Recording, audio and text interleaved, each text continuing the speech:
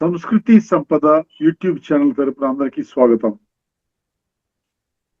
శ్రీమద్ భగవద్గీత ఆధ్యాత్మిక రహస్యాలు అనే శీర్షికలో శ్రీ త్రినాథ్ గారు ధారావాహిక ప్రసంగం చేస్తున్నారు. వారి ధారావాహిక ప్రసంగంలో ఈరోజు 520వ ప్రసంగం చేస్తున్నారు. శ్రీ త్రినాథ్ గారికి స్వాగతం. నమస్కారం అండి.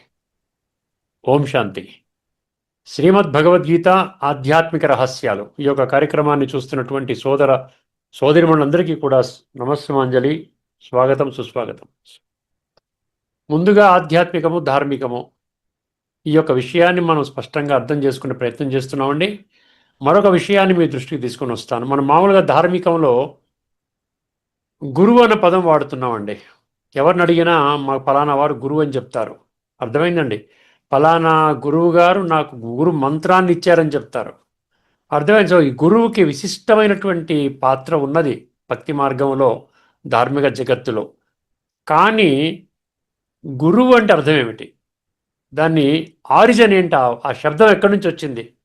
దాన్ని ఇంగ్లీష్లో ఎటైమాలజీ అంటారు. అంటే ఆ పదము, దాని యొక్క ఆవిర్భావము, ఎలాగా పదం వచ్చింది అని దాని మీద చూసినట్లయితే అందులో 2-3 అర్థాలు ఇస్తున్నాడు. ఒకటేంటంటే గురువు అంటే సంపూర్ణమైనటువంటి జ్ఞానం ఉండాలంట. అంటే ఒక వ్యక్తిని ఎలివేట్ చేసేటువంటి జ్ఞానం ఉండాలి, సంస్కార పరివర్తన చేసే జ్ఞానం ఉండాలి, భగవంతుడితో కనెక్ట్ చేసే జ్ఞానం ఉండాలి. అర్థమైందండి. ఒక హయ్యెస్ట్, ఒక వెయిటీ అనమాట. అంటే చూడగానే గురువుగారు అంటే మనం వారు మాట్లాడినా, వారితో దృష్టి తీసుకున్నా, వారితో కొంత సమయం గడిపినా మనకు అనిపించాలన్నమాట, వీరు అసలైన గురువు. అదొక అర్థము.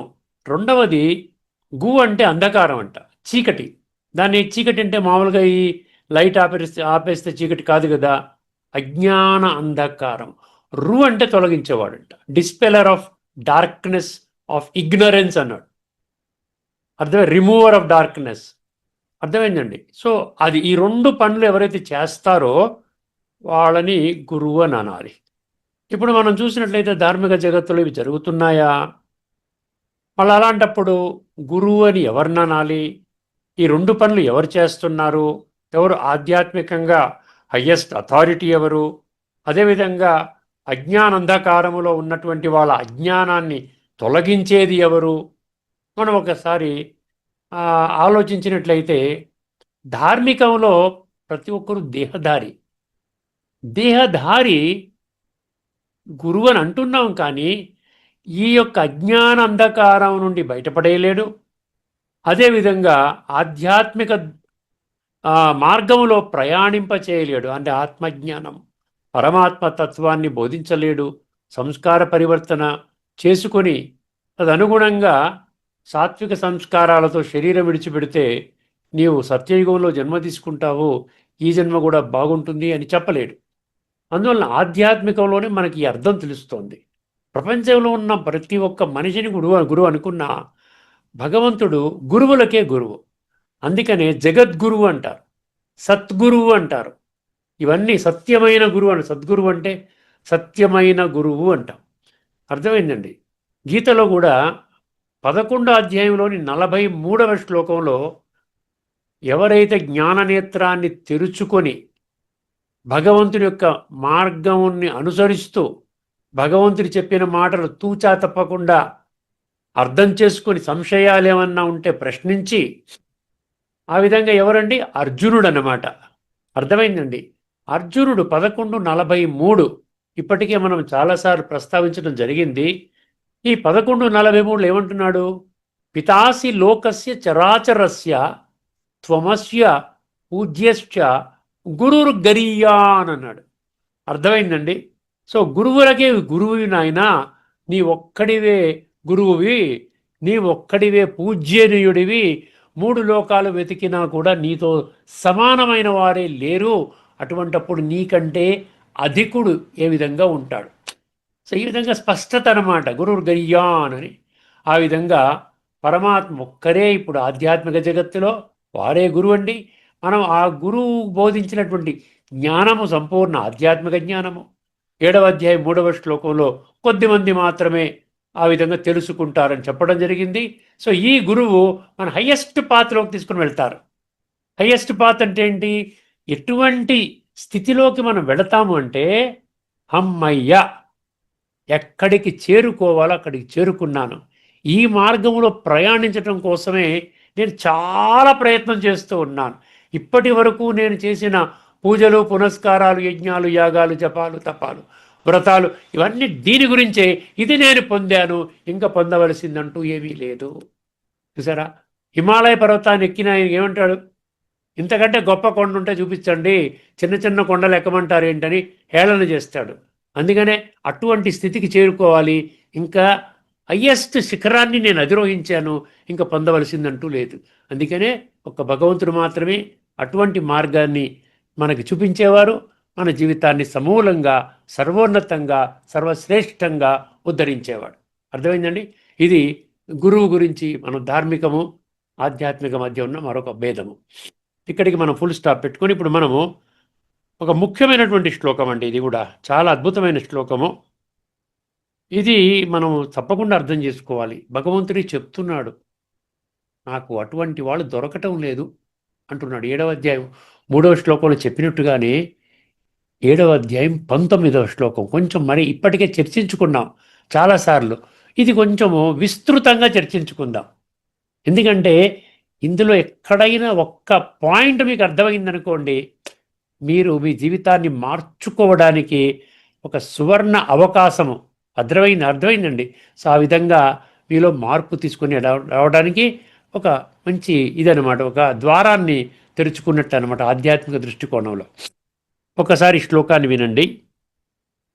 7:19 బహూనాం జన్మనామంతే జ్ఞానవాన్ మాం ప్రపద్యతే వాసుదేవం సర్వమితి సమహాత్మ సుదుర్లభ అన్నాడు. అర్థమైంది? ఇది శ్లోకము. ఇది 7:19. ఇది మనకి ఏం చెప్తోంది ఒక్కసారి గమనించండి. బహూనాం జన్మనాం అంతే. ఈ కాలచక్రములో, సత్యత్రేత ద్వాపర కలి అనబడేటువంటి కాలచక్రములో ఆఖరి జన్మలో నీ ఉన్నావు నాయన. అంటే అనేక జన్మలు ప్రయాణం చేసి వచ్చావు. ఈ కల్పములో సత్యయుగము నుండి మొదలుకొని కలి, సత్య, త్రేత, ద్వాపర, కలి, ఈ కలి యొక్క చివరికి చేరుకున్నావు. బహూనాం జన్మనాం అంతే. ఈ విషయం ఎవరు తెలుసుకుంటారంట? ఈ విషయం అందరూ తెలుసుకోలేరు. ఇది చాలా తేలికగా తీసుకునే వాళ్ళు అత్యధిక సంఖ్యలో ఉన్నారు.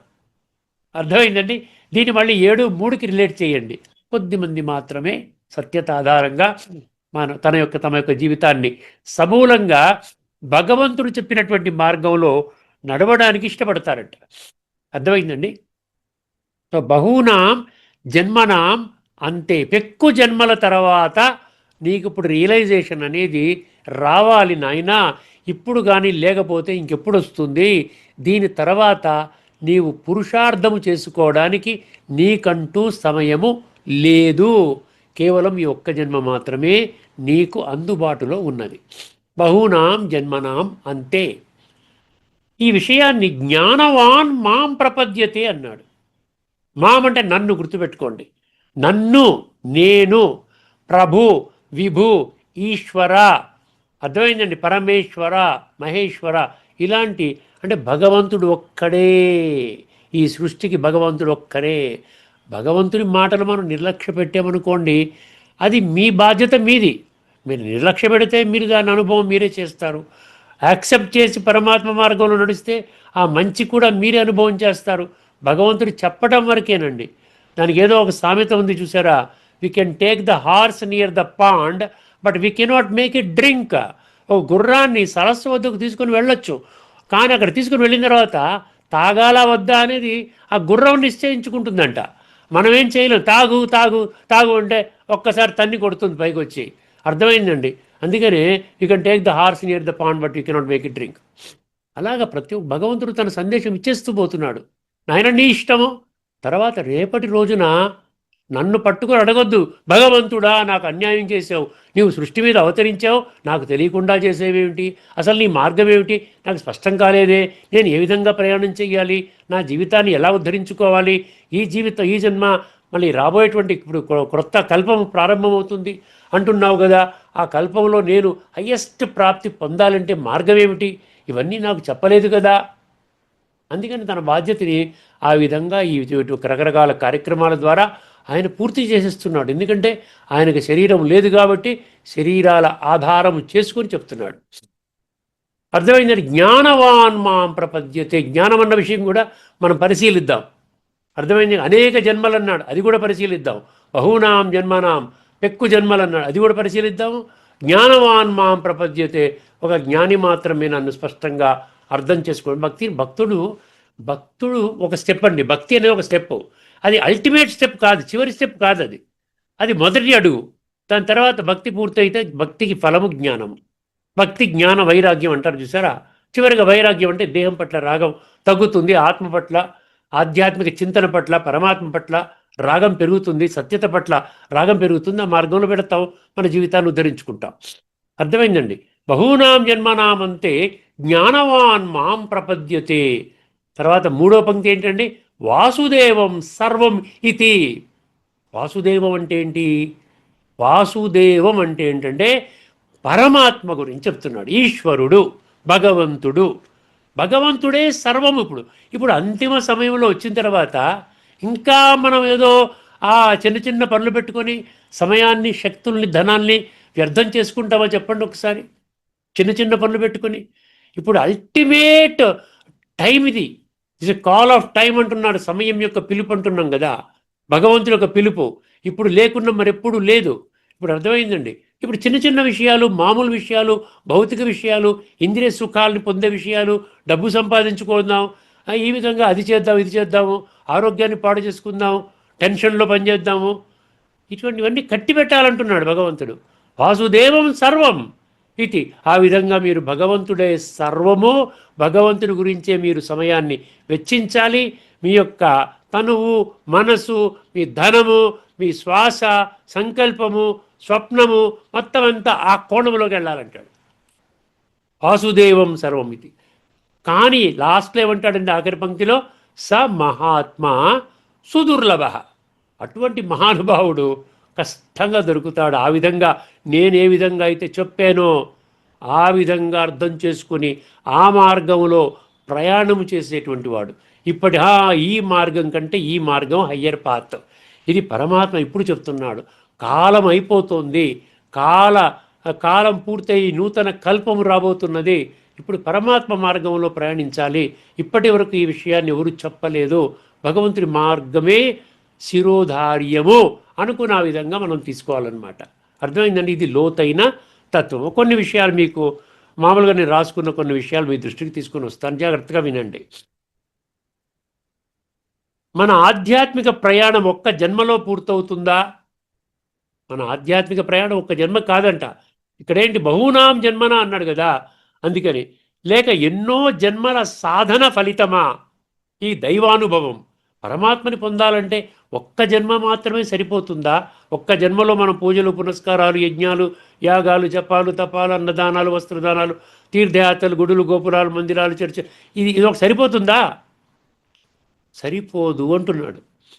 అర్థమైందండి. ఎన్నో జన్మల సాధన ఫలితమా ఈ దైవానుభవం? ఈ ప్రశ్నకు అత్యంత లోతైన సమాధానం ఇస్తుంది 7వ అధ్యాయం 19.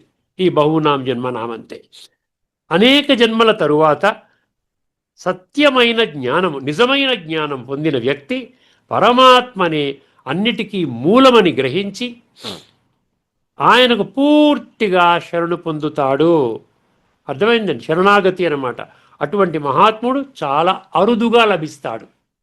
వెరీ రేర్ అన్నమాట. అందుకనే ఏమో 90 సంవత్సరాల నుంచి ఈ విధంగా నడుస్తూ ఉంటే కొన్ని 30 లక్షల మంది మాత్రమే తెలుసుకున్నారు. కొన్ని కోట్ల మంది తెలుసుకోవాలి కదా. కొన్ని కోట్ల మందికి మెసేజ్ వెళ్ళింది, కానీ ఒక 25-30 లక్షల మంది మాత్రమే అర్థం చేసుకుని ఆ మార్గంలో ప్రయాణం చేస్తూ ఉన్నారు. అర్థమైందండి. సో అరుదు అన్నాడు. విస్తృత వివరణ. ఈ శ్లోకము ఆధ్యాత్మిక ప్రయాణం యొక్క పరాకాష్ఠ స్థితిని వివరిస్తుంది. ఆధ్యాత్మిక మీ ప్రయాణంలో పరాకాష్ఠ స్థితి అంట. అర్థమైందండి. అందులో ఈ కొన్ని పంక్తులు మనం అర్థం చేసుకుందాం. బహూనాం జన్మనాం అంతే. ఇది ఏం చెప్తోంది మనకి? ఆధ్యాత్మిక జ్ఞానం ఒక్కసారిగా రాదు. ఎందుకంటే ఈ కాలచక్రంలో మనం జన్మలు తీసుకుంటూ శరీరాలు తీసుకుంటూ వదులుతూ ఈ సృష్టి నాటక రంగంపై మన పాత్రని అభినయిస్తూ ఇప్పుడు చిట్ట చివరికి కలియుగం యొక్క అంతిమ సమయంలో చేరుకున్నాం. మనకి ఆధ్యాత్మిక జ్ఞానం ఒక్కసారిగా రాదు, అనేక జన్మల పుణ్యకర్మలు. ఆధ్యాత్మికంగా వెళ్ళాలంటే మామూలుగా రాదండి, అనేక జన్మల పుణ్యకర్మలు, భక్తి, తపస్సు, సాధన ఫలం అన్నమాట. ఎన్నో జన్మల సాధన. అందుకనే కొంతమంది ఏదో పుట్టిన వెంటనే ఆయన వేదాలు చదువుతున్నాడు, కొంతమంది చిన్న చిన్న పిల్లలు ఉపనిషత్తులు, వేదాలు, భగవద్గీత, కొంచెం ఇవన్నీ ఉద్యోగ వ్యాపారం, డబ్బు సంపాదన ఉండదండి. వాళ్ళకి ఆ విధంగా ఆధ్యాత్మికంగా పడతాడు. అంటే పూర్వజన్మ సుకృతం అండి అంటారు. అంటామా కదా? మామూలుగా లౌకికంలో కూడా ఎవడో చిన్నప్పటి నుంచి ఐక్యూ చాలా హైగా ఉందనుకోండి, 2 సంవత్సరాల బాలుడు ఎవరో వెబ్ డిజైనింగ్ చేశాడని పేపర్లో వచ్చింది. అదేవిధంగా ఒక చిన్న పిల్లవాడు పెయింటింగ్ చేస్తున్నాడు, పిన్నవాడు పాటలు పాడుతున్నాడు. అంటే అర్థం ఏంటి? పూర్వజన్మ సుకృతం అంటున్నాం. అర్థమైందండి? పూర్వజన్మ సుకృతం అంటున్నాం. అందువల్ల ఒక్కసారి దీన్ని గమనించండి. ఇక్కడ ఏమంటున్నాడు? ఇక్కడ ఎంతవరకు వచ్చాము? అనేక జన్మల పుణ్యకర్మలు, భక్తి, తపస్సు, సాధన ఫలము. ఎందుకు అనేక జన్మలు? ఆత్మ ఎన్నో జన్మలలో సంస్కారాలను సేకరిస్తుంది. ఒక్కొక్క జన్మ మనం చేసుకునే కర్మల బట్టి సంస్కారాలు ఆ విధంగా మన ఆత్మలో నిక్షిప్తము కాబడతాయి. మనసా వాచ కర్మణ, మనసులో సంకల్పాలు, మాటలు మరియు కర్మలు. అర్థమైందండి? సో ఈ విధంగా సంస్కారాలను సేకరిస్తుంది. మొదట్లో మనిషి ఏం చేస్తారంట? శరీరాభిమానం అంటే దేహాభిమానం. ఇక్కడ శరీరాభిమానం అని వాడుతున్నాడు. శరీరాభిమానం అంటే బాడీ కాన్షియస్నెస్. భోగాలలో, అజ్ఞానములో జీవిస్తాడు. కానీ ప్రతి జన్మలో కొంచెముగా పుణ్యకర్మలు, శాస్త్ర అధ్యయనము, భక్తి, సాధన, వీటి వల్ల ఏమవుతుందండి? ఆత్మశుద్ధి జరుగుతుంది. అందుకనే గీతలు దీనికి సపోర్టివ్ వర్స్ ఇంకొకటి మీకు అద్భుతమైన శ్లోకం చెప్తాను మీకు. 6:45 ఇప్పటికే చర్చించుకున్నాం, కానీ మళ్ళీ ఇది చాలా ఇంట్రెస్టింగ్, చాలా అక్యురేట్గా ఉంటుందన్నమాట. ప్రయత్నాద్యతమానస్తు యోగి సంశుద్ధ కిల్బిష అనేక జన్మ సంసిద్ధ తతోయాతి పరాం గతిం అంటాడు. అర్థమైందండి? పరమగతి ఎక్కడి నుంచి వచ్చిందంట? అనేక జన్మల పురుషార్థమో. అర్థమైందండి? ప్రయత్నాద్యతమానస్తు యోగి సంశుద్ధ కిల్బిష, ఈ పాపకర్మల యొక్క నెగిటివ్ దీని సంస్కారాన్ని కడుక్కుంటూ ఆ విధంగా పుణ్యకర్మల ద్వారా పాపాన్ని కడుక్కుంటున్నాడు. ఇప్పుడు మనం పుణ్యకర్మ చేసుకుంటూ వెళ్ళామనుకోండి, అప్పుడు పాపకర్మల యొక్క రిజల్ట్ అంతా అది కరిగిపోతూ ఉంది. అందుకని పూర్వజన్మల సంస్కారాలు చివరికి మనల్ని పరమాత్మ వైపు నడిపిస్తాయి. రెండవది ఇదేంటి?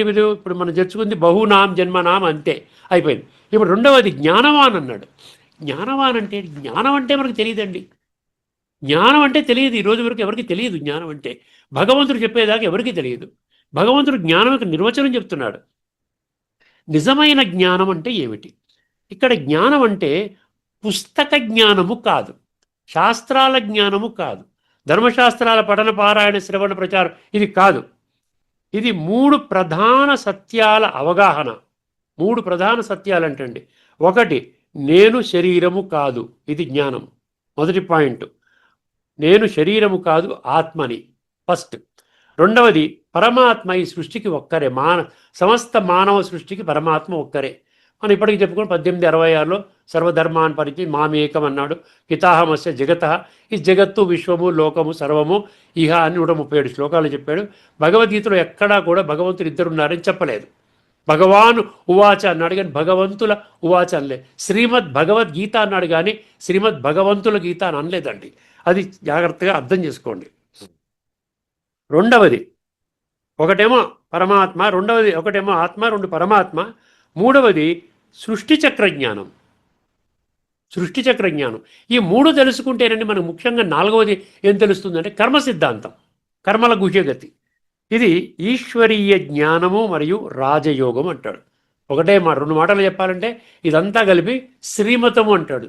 శ్రీమతం అంటే శ్రీమద్ భగవద్గీతలో మొదటి పదం, శ్రేష్టమైన మతము, శ్రేష్టమైన గైడెన్స్, భగవంతుడు ఇచ్చే మతము. అర్థమైందండి? దీన్ని ఏమంటున్నాడు ఇక్కడ? ఈశ్వరీయ జ్ఞానము, రాజయోగం. ఒకటి జ్ఞానము, రెండవది రాజయోగము. పరమాత్మ ఈ యొక్క జ్ఞానము ద్వారా, యోగము ద్వారా ఆత్మశుద్ధి అవుతుంది. దీనికంటే గొప్ప జ్ఞానం లేదు ప్రపంచంలో. 4:38లో చెప్పాడు, నేను చెప్పడం లేదు. 4:38లో ఏం చెప్పాడు వినండి. నహి జ్ఞానేన సదృశం పవిత్రమిహ విద్యతే తత్స్వయం యోగ సంసిద్ధ కాలేనాత్మని విందతి అంటాడు. ఈ ప్రపంచంలో ఆత్మని శుద్ధి చేసే జ్ఞానం ఇంకా లేదనేస్తున్నాడు. కాలక్రమంలో యోగము ద్వారా, జ్ఞానము యోగము ద్వారా ఈ యొక్క జ్ఞానం అంటే నేను ఆత్మని, ఆత్మానుభవం పరమాత్మానుభవం చేసుకుంటూ వెళితే ఇది మీ యొక్క యోగము ద్వారా మీ బుద్ధిలో స్థిరంగా నిలబడుతుందన్నమాట. అప్పుడు మీకు క్లారిటీ వస్తుంది. జ్ఞానం అంటే ఏంటి, అజ్ఞానం అంటే ఏంటి, విజ్ఞానం అంటే ఏంటి అన్న. ఈ లోకములో జ్ఞానానికి సమానమైన పవిత్రమైనది మరి ఒకటి లేదు. యోగములో సిద్ధుడైన వాడు కాలక్రమేణా తనలోనే ఆ జ్ఞానాన్ని అనుభవిస్తాడు. కాలక్రమేణా, ఓవర్నైట్ రాదండి. ఒక ప్రయత్నం చేయాలి. ఒక్క అడుగు మీరు వెయ్యాలి. 1000 అడుగుల శక్తి భగవంతుడు ఇస్తాడు. నేను అసలు అడుగే వేయనండి, అన్నీ నువ్వు చేసి పెట్టు అంటే అది కాదనమాట. అర్థమైందండి? అది 2 పరమాత్మ జ్ఞానము, ఆత్మశుద్ధి సాధనము. ఇది ఎప్పుడు లభిస్తోంది? ఇప్పుడే. ఈ వర్తమానం మనం ఏమంటున్నాం? దీన్ని రిపేరింగ్ యుగం అంటున్నాం. ఆత్మ పరమాత్మ కలయిక యుగం అంటున్నాం. దీన్నే పరమాత్మతో సంగమించే యుగము, సంగమ యుగం అంటున్నాం. ఈ యుగంలో మాత్రమే లభిస్తుంది. ఇంకొకటి జ్ఞానాగ్ని ద్వారా పాపాల నాశనము. సంచిత పాపము, సంచిత కర్మలు, సంచిత కర్మల ద్వారా సంచిత పాప ఖాతా తయారై ఉంది. తమో ప్రధాన సంస్కారాలంటే అంత పాప ఖాతా ఉంది. ఇప్పటి వరకు 63 జన్మలు. ఇప్పుడు ఆఖరి జన్మలో మనం ఉన్నాం. ఇప్పుడు ఈ పాప ఖాతా ఎక్కడి నుంచి ఎలా పోతోంది? దానికే మార్గం ఏం చెప్తున్నాడు? 4:37లో యథైధాంసి సమిద్ధోగ్ని భస్మసాత్ కురుతే అర్జున జ్ఞానాగ్ని సర్వకర్మాణి భస్మసాత్ కురుతే తదా. ఏ విధంగా కట్టెలు అగ్ని ఏం చేస్తుంది? భస్మము చేసి బూడిద చేస్తుంది. అదేవిధంగా ఈ జ్ఞానం అనేటువంటి అగ్ని నీ యొక్క పాపాలని కడిగేస్తోంది. ఏమన్నాడు? మండుతున్న అగ్ని కట్టెలను ఏ విధముగా బూడిద చేస్తుందో అలాగే జ్ఞాన అగ్ని సర్వకర్మలను దగ్ధము చేస్తుంది అన్నాడు. దీనికంటే గొప్ప విద్య లేదు అని చెప్పడానికి ఇంకొక శ్లోకం మీ ముందుంచబోతున్నాను. 9వ అధ్యాయం 2వ శ్లోకం. ఇది రాజవిద్య అన్నాడు. చూసారా? రాజవిద్య అంటే ఏంటి? రాజు లాంటి విద్య. రాజవిద్య రాజగుహ్యం పవిత్రమిదముత్తమం ప్రత్యక్షావగమం ధర్మ్యం సుసుఖం కర్తుమవ్యయం. ఇది ప్రత్యక్షముగా జీవితములో అనుభవం చేయవలసినటువంటి జ్ఞానము అంటున్నాడు. అప్పుడు మీకు సుఖం లభిస్తోంది.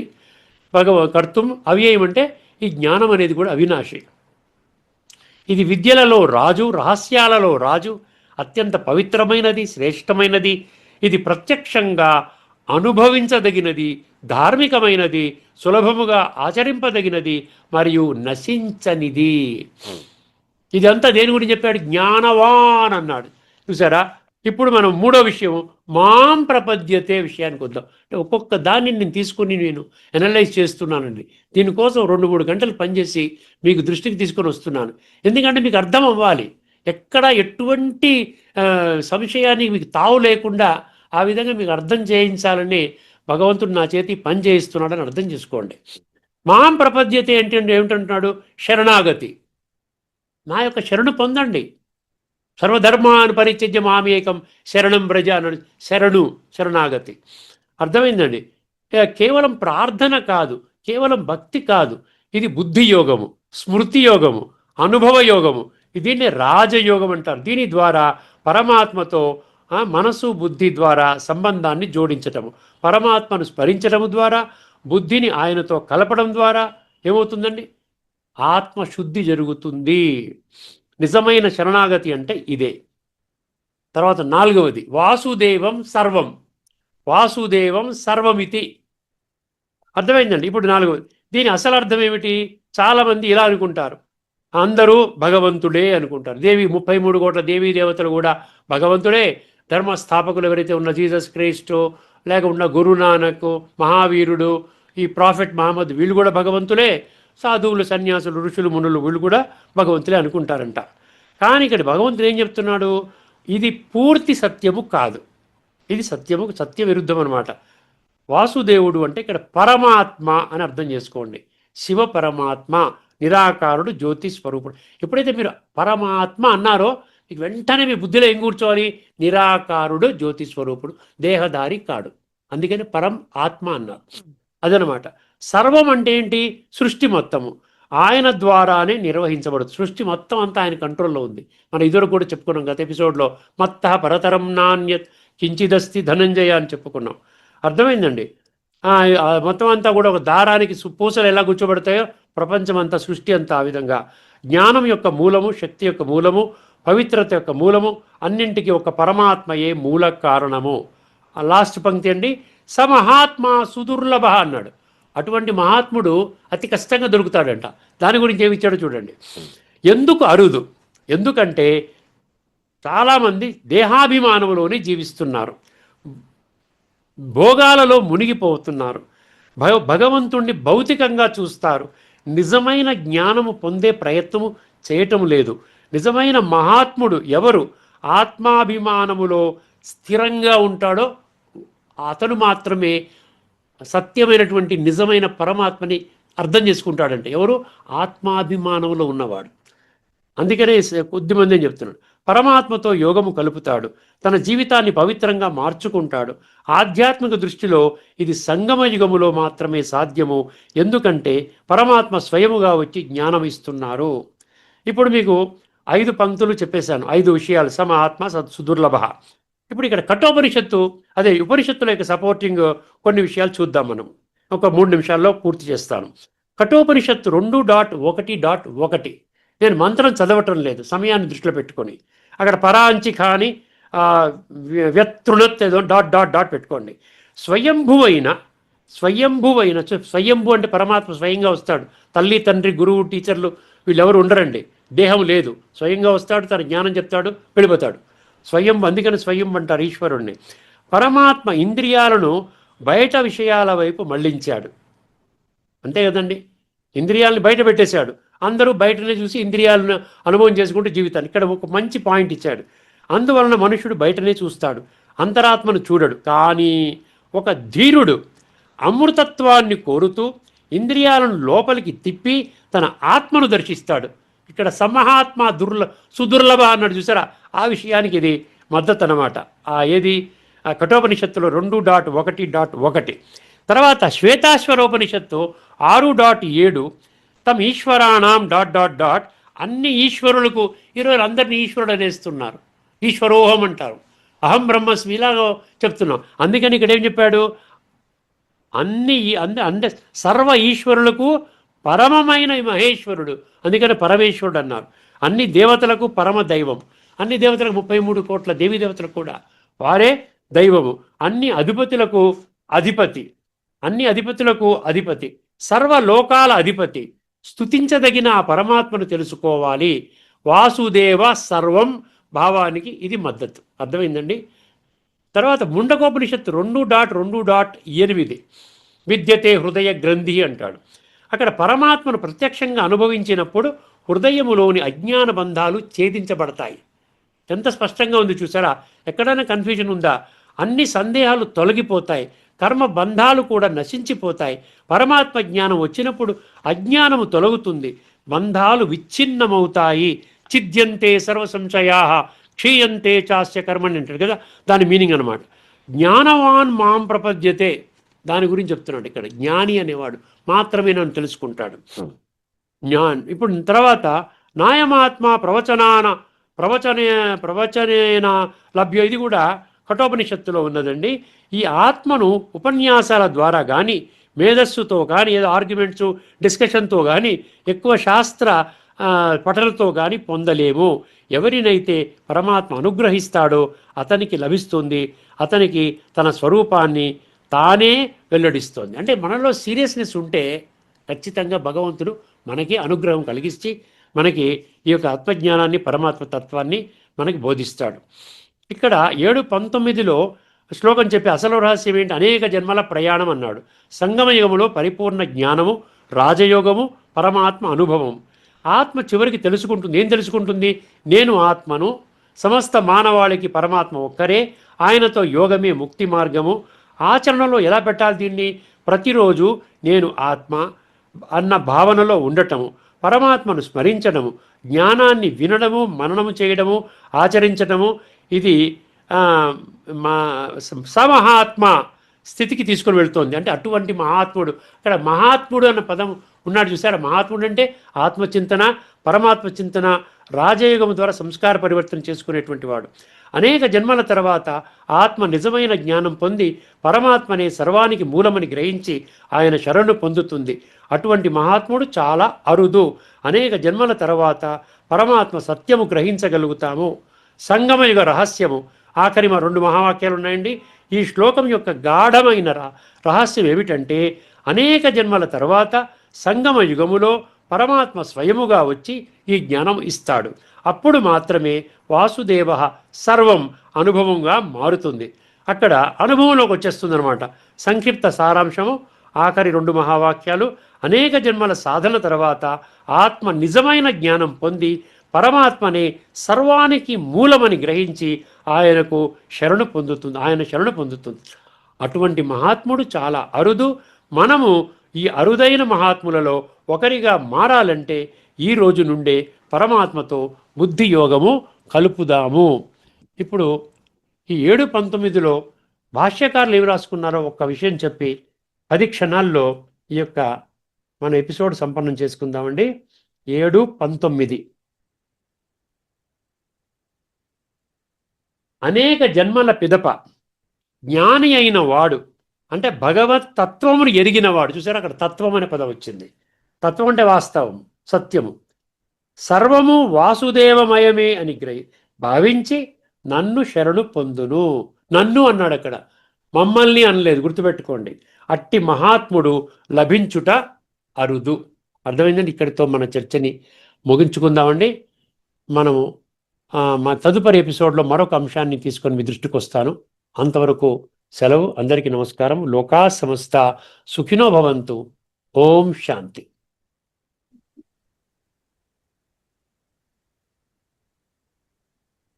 శ్రీమద్ భగవద్గీత ఆధ్యాత్మిక రహస్యాలు అనే శీర్షికలో ధారావాహిక ప్రసంగం చేసిన శ్రీ త్రినాథ్ గారికి ధన్యవాదాలు. నమస్కారం అండి.